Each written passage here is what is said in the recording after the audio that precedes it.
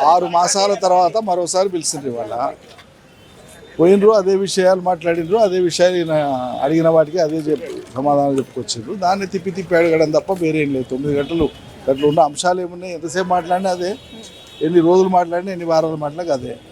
అంతిమంగా రాజకీయ కోణంలో ప్రభుత్వం ఏం చేయదలుచుకున్నది అనేది వాళ్ళకి తెలుసు. ఏం చేసినా దాని పర్యవసానాలని పరిణామాలను ఎట్లా ఎదుర్కోవాలనో మాకు తెలుసు. క్యాబినెట్తో సంబంధం లేదమ్మా, దానికి సంబంధం లేదమ్మా, దానికి సంబంధం లేదమ్మా.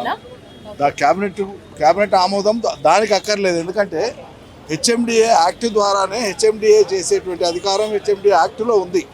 వాళ్ళు హెచ్ఎండిఏ యాక్ట్ చదువుకుంటే అర్థమవుతుంది. కాబట్టి హెచ్ఎండిఏ యాక్ట్ ప్రకారంగా దానికి చైర్మన్ పురపాలక శాఖ మంత్రే. కాబట్టి మంత్రి స్థాయిలో ఆయన పర్మిషన్ ఇస్తే that is as good as giving permission by government itself. బయట సంస్థలకు, విదేశీ సంస్థలకు డబ్బులు తరలించాలంటే ఖచ్చితంగా ఆర్బీఐ అనుమతి అయితే అవసరం అంటే అది ప్రొసీజరల్ ఆస్పెక్ట్స్ అన్ని కూడా అఫీషియల్ డామ్ చూసుకోవాల్సి ఉంటుంది.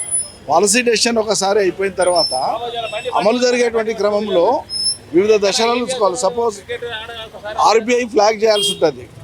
ఎవరు చెప్పినా చెప్పకపోయినా ట్రాన్సాక్షన్స్ అయ్యేటప్పుడు ఆర్బీఐ ఆటోమేటిక్గా ఫ్లాగ్ చేస్తుంది. ఇక్కడ ఎందుకు ఫ్లాగ్ కాలేదనేది రేపు ఆర్బీఐ చెప్పాలా, లేకుంటే గవర్నమెంట్లో ఉండేటువంటి అధికారులు చెప్పాలి.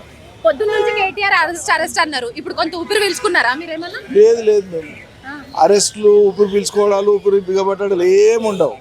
We are highly determined for the cause of Telangana, for all round development of Telangana. ఇవన్నీ కూడా చాలా అల్పమైన విషయాలు మా దృష్టిలో. నెక్స్ట్ టైం కూడా అందుబాటులో ఉండాలన్నారు. నెక్స్ట్ టైం ఏమన్నా అరెస్ట్ అయ్యే ఛాన్సెస్ ఉన్నాయనుకుంటున్నారు? అందుబాటులో ఉండకుండా ఆయన ఎక్కడ పోతాడు? 24 గంటలు అందరం అందుబాటులో ఉన్నాం. కేటీఆర్ ఉన్నాడు, మా మొత్తం పార్టీ అందుబాటులోనే ఉంది. పారిపోవాల్సిన అవసరం ఎవరికి లేదు. Thank you.